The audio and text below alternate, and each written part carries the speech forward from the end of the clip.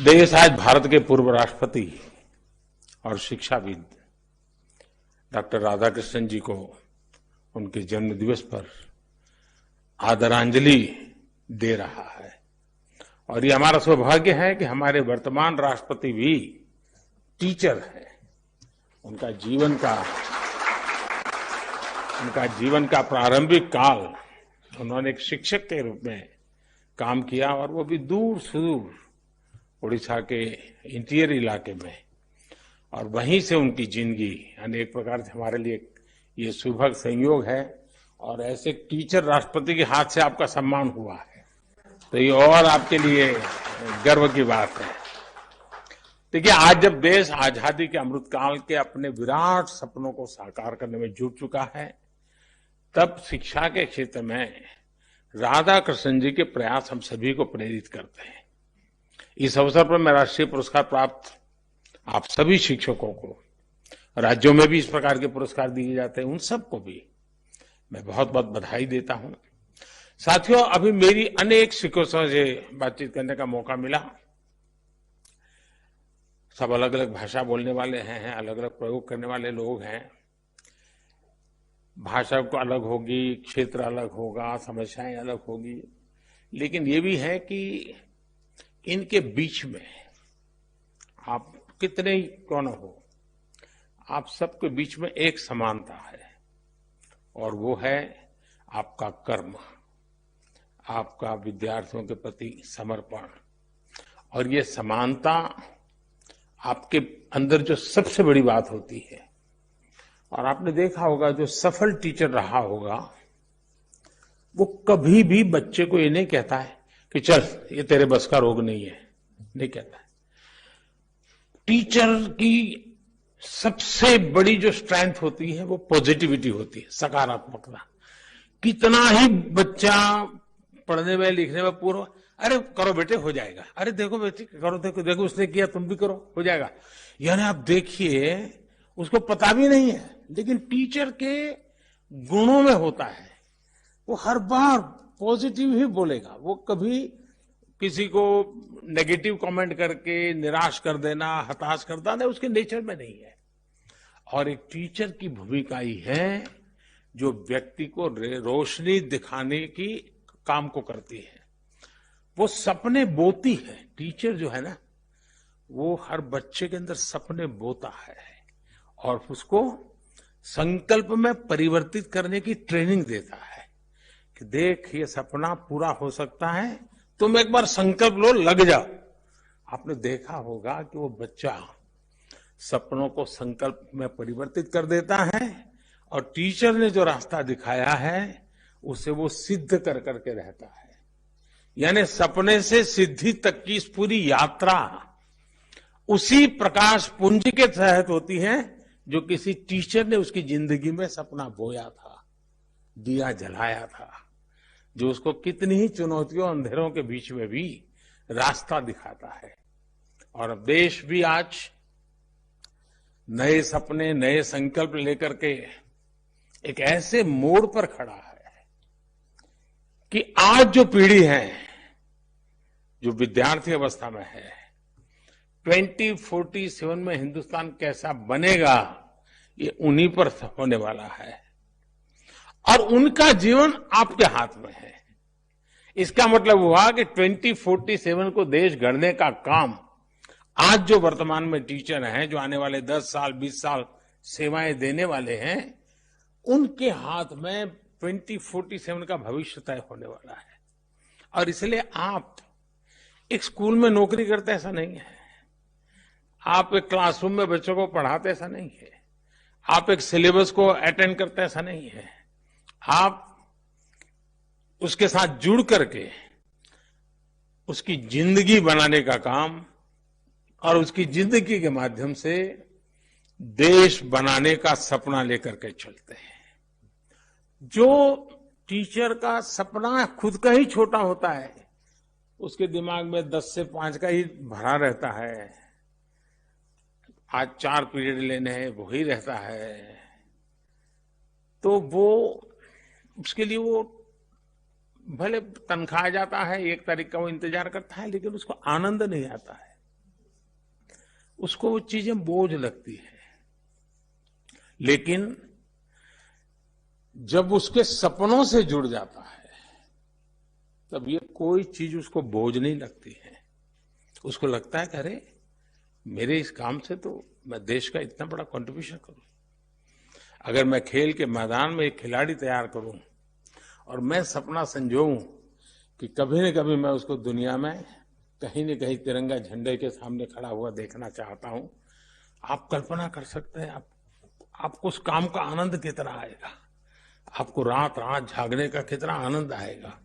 और इसलिए टीचर के मन में सिर्फ वो क्लासरूम, वो अपना पीरियड 4 लेने हैं 5 लेने, वो आज आया नहीं तो उसके बदले में भी मुझे जाना पड़ रहा है, ये सारे बोझ से मुक्त होकर के, मैं आपकी कठिनाइयां जानता हूं इसलिए बोल रहा हूं।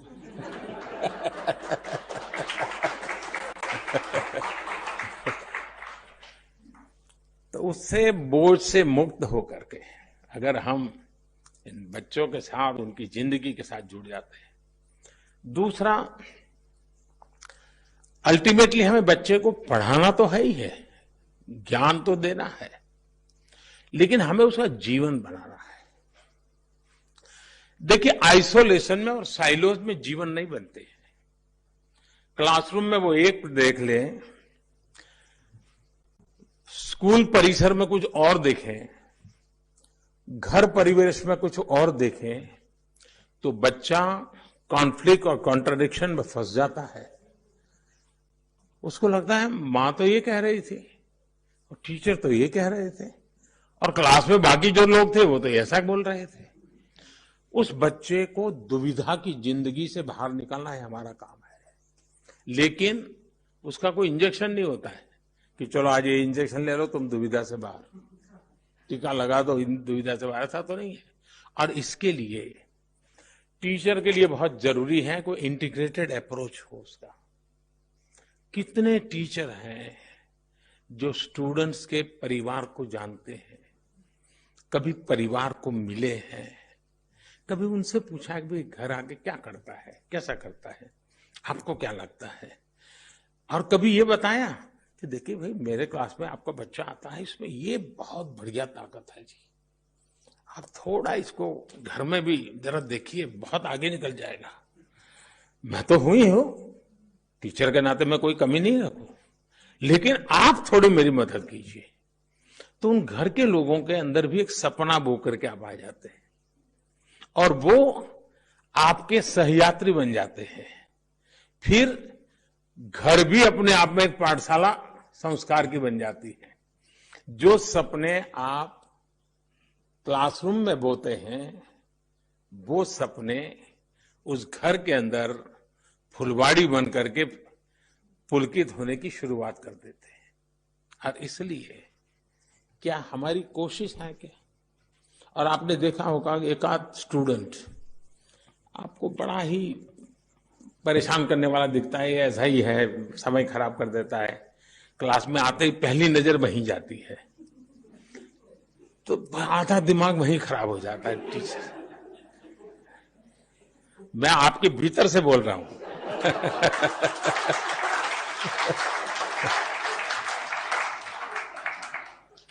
और वो भी ऐसा होता है कि पहली बेंच पे ही बैठेगा। उसको भी लगता है कि ये टीचर मुझे पसंद नहीं करते हैं, तो पहले सामने आएगा वो। और आपका आधा समय वही खा जाता है। ऐसे में उन बाकी बच्चों को अन्याय हो जाए, कारण क्या है? मेरी पसंद नापसंद। सफल टीचर वो होता है जिसकी बच्चों के संबंध में, स्टूडेंट्स के संबंध में न कोई पसंद होती है न कोई नापसंद होती है। उसके लिए वो सब के सब बराबर होते हैं। मैंने ऐसे टीचर देखे हैं कि जिनका अपना संतान भी उसी क्लासरूम में है, लेकिन वे टीचर क्लासरूम में खुद के संतान को भी वही ट्रीटमेंट देते हैं जो सब स्टूडेंट्स को देते हैं। अगर 4 लोगों को पूछना है, उसकी बारी आई तो उसको पूछते हैं, स्पेशली उसको कभी नहीं कहते कि तुम ये बताओ, तुम ये करो, कभी नहीं। क्योंकि उनको मालूम है कि उसको एक अच्छे माँ की जरूरत है, अच्छे पिता की जरूरत है, लेकिन अच्छे टीचर की भी जरूरत है। तो वो भी कोशिश करते हैं कि घर में मैं माँ बाप का रोल पूरा करूंगा, लेकिन क्लास में तो मुझे उसको टीचर स्टूडेंट का ही मेरा नाता रहना चाहिए, वो घर वाला रिश्ता यहाँ आना नहीं चाहिए। ये टीचर का बहुत बड़ा त्याग होता है, तब संभव होता है जी। ये अपने आप को संभाल करके इस प्रकार से काम करना, ये तब संभव होता है। और इसलिए हमारे जो शिक्षा व्यवस्था है, भारत की जो परंपरा रही है, वो किताबों तक सीमित कभी नहीं रही है, कभी नहीं रही है। वो तो एक प्रकार से एक सहारा है, सहारा है हमारे लिए। हम बहुत सी चीजों, और आज टेक्नोलॉजी के कारण ये बहुत संभव हुआ है। और मैं देख रहा हूं कि टेक्नोलॉजी के कारण बहुत बड़ी मात्रा में हमारे गांव के टीचर भी, जो स्वयं टेक्नोलॉजी का उनका पढ़ाई नहीं हुई है, लेकिन करते करते वो सीख गए। और उन्होंने फिर सोचा कि भाई, क्योंकि उसके दिमाग में स्टूडेंट भरा पड़ा है, उसके दिमाग में सिलेबस भरा पड़ा है, तो वो चीजें प्रोडक्ट तैयार करता है जो उस बच्चे के काम आती है। यहां सरकार में बैठे हुए लोगों के दिमाग में क्या रहता है? आंकड़े रहते हैं कि भाई कितने टीचर भर्ती करना बाकी है, कितने स्टूडेंट का ड्रॉप आउट हो गया, बच्चियों का एनरोलमेंट हुआ कि नहीं हुआ, उनके दिमाग में भी रहता है। लेकिन टीचर के दिमाग में उसकी जिंदगी रहती है। बहुत बड़ा फर्क होता है।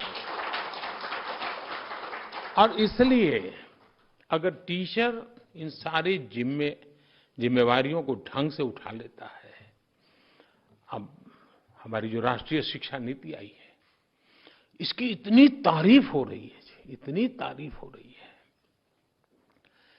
क्यों हो रही है? उसमें कुछ कमियां नहीं होगी ऐसा तो मैं दावा नहीं कर सकता हूं, कोई नहीं दावा कर सकता है। लेकिन जो लोगों के मन में पड़ा था, उनको लगा यार ये कुछ रास्ता दिख रहा है, ये कुछ सही दिशा में जा रहे हैं, चलिए उस रास्ते पर हम चलते हैं। हमें पुरानी आदतें इतनी घर कर गई है कि राष्ट्रीय शिक्षा नीति को एक बार पढ़ने सुनने से बात बनने वाली नहीं है जी। महात्मा गांधी को कभी एक बार किसी ने पूछा था कि भाई आपको कुछ मन में संशय हो, समस्याएं हो तो क्या करते हैं? तो कहा मुझे भागवत गीता से बहुत कुछ मिल जाता है। इसका मतलब वो बार बार उसको पढ़ते हैं, बार बार उसके अर्थ बदलते हैं, बार बार नए अर्थ दिखते हैं, बार बार नया प्रकाशमान पुंज सामने खड़ा हो जाता है। ये राष्ट्रीय शिक्षा नीति भी जब तक शिक्षा जगत के लोग उससे हर समस्या का समाधान उसमें है क्या, 10 बार पढ़े, 12 बार पढ़े, 15 बार पढ़े, सॉल्यूशन इसमें है क्या, उसको उस रूप में हम देखेंगे। एक बार आया है, चलो सर्कुलर आता है, वैसे देख लिया तो नहीं होगा। उसको हमने हमारी रगों में उतारना पड़ेगा, हमारे जहन में उतारना पड़ेगा। अगर ये प्रयास होता है तो मुझे पक्का विश्वास है कि राष्ट्रीय शिक्षा नीति बनाने में हमारे देश के टीचर्स का बहुत बड़ा रोल रहा है। लाखों की तादाद में टीचर्स ने कंट्रीब्यूट किया है इसको बनाने में। पहली बार देश में इतना बड़ा मंथन हुआ है। जिन टीचर्स ने इसे बनाया है, उन टीचर्स का काम है कि उसको सरकारी भाषा वगैरह बच्चों के लिए काम नहीं आती है। आपको माध्यम होना होगा कि सरकारी ये जो डॉक्यूमेंट है वो उनके जीवन का आधार कैसे बने। मुझे उसको ट्रांसलेट करना है, मुझे उसको फुल स्टॉप कॉमा के साथ पकड़ते हुए भी उसको सहज सरल रूप में उसको समझाना है। और मैं मानता हूं कि जैसे कुछ नाट्य प्रयोग होते हैं, कुछ ऐसे राइटिंग होता है, कुछ वक्तृत्व स्पर्धाएं होती हैं, बच्चों को राष्ट्रीय शिक्षा नीति पर चर्चाएं करनी चाहिए, क्योंकि टीचर उनको तैयार करेगा। जब वो बोलेंगे तो एक आध चीज नहीं आपको भी उभर करके आएगी। तो ये एक प्रयास करना चाहिए। आपको मालूम है कि अभी मैंने 15 अगस्त को आजादी के 75 साल का ये मेरा भाषण था, तो उसका एक अपना अलग मेरा मिजाज भी था। तो मैंने 2047 को ध्यान में रख करके बातें की और उसमें मैंने आग्रह किया कि पंच प्राण की चर्चा की। क्या उन पंच प्राण हमारे क्लासरूम में इसकी चर्चा हो सकती है क्या? असेंबली जब होती है, चलिए भाई आज फलाना विद्यार्थी और फलाना टीचर पहले प्राण पर बोलेंगे, मंगल को दूसरे प्राण पर, बुधवार को तीसरे प्राण पर, शुक्रवार को 5वें प्राण पर, फिर अगले सप्ताह फिर पहले प्राण पर ये टीचर यानी साल भर। उसका अर्थ क्या है? हमें क्या करना है? ये पंच प्राण हमारा भी तो प्राण तत्व होना चाहिए, हर नागरिक का होना चाहिए। इस प्रकार से अगर हम कर सकते हैं तो मैं समझता हूं उसकी सराहना हो रही है। सब लोग कह रहे हैं हाँ भाई ये 5 प्राण ऐसे हैं कि हमारे आगे जाने का रास्ता बना देते हैं। तो ये 5 प्राण उन बच्चों तक कैसे पहुंचे, उनके जीवन में कैसे आए, इसको जोड़ने का काम कैसे करेंगे। दूसरा, हिंदुस्तान में अब कोई स्कूल में बच्चा ऐसा नहीं होना चाहिए जिसके दिमाग में 2047 का सपना न हो। उसको कहना चाहिए बताओ भाई तुम 2047 में तुम्हारी उम्र क्या होगी, उसको पूछना चाहिए। हिसाब लगाओ, तुम्हारे पास इतने साल है, तुम बताओ इस साल इतने सालों में तुम तुम्हारे लिए क्या करोगे और देश के लिए क्या करोगे। हिसाब लगाओ 2047 के पहले तुम्हारे पास कितने साल है, कितने महीने हैं, कितने दिन है, कितने घंटे हैं। तुम एक एक घंटे को जोड़ करके बताओ तुम क्या करोगे। तुरंत उसका एक पूरा कैनवास तैयार हो जाएगा कि हाँ आज 1 घंटा चला गया, मेरा 2047 तो पास आ गया। आज 2 घंटे चले गए, मेरा 2047 पास आ गया। मुझे 2047 में ऐसे जाना है, ऐसे करना है। अगर ये भाव हम बच्चों के मन मंदिर में भर देते हैं, एक नई ऊर्जा के साथ, एक नई उमंग के साथ, वो बच्चे लग जाएंगे। और दुनिया में प्रगति उन्हीं की होती है जो बड़े सपने देखते हैं, बड़े संकल्प लेते हैं और दूर की सोच करके जीवन को खपा देने के लिए तैयार होते हैं। हिंदुस्तान में 1947 के पहले एक प्रकार से दांडी यात्रा 1930 और 1942 अंग्रेजों भारत छोड़ो, ये जो 12 साल आप देखिए पूरा हिंदुस्तान उछल पड़ा था। सिवाय आजादी कोई मंत्र नहीं था। जीवन के हर काम में आजादी, स्वतंत्रता, ऐसा एक मिजाज बन गया था। वैसा ही मिजाज, सुराज, राष्ट्र का गौरव, मेरा देश मुझे यहां पर, ये समय है हमें ये पैदा करने का। और मेरा भरोसा हमारे शिक्षक बंधुओं पर ज्यादा है, शिक्षा जगत पर बड़ा ज्यादा है। अगर आप उस प्रयास में जुड़ जाएं, मुझे पक्का विश्वास है हम उन सपनों को पार कर सकते हैं। और आवाज गांव-गांव से उठने वाली है जी। अब देश रुकना नहीं चाहता है। अब देखिए 2 दिन पहले 250 साल तक जो हम पर राज करके गए थे, 250 साल तक, उनको पीछे छोड़ करके हम दुनिया की इकोनॉमी में आगे निकल गए।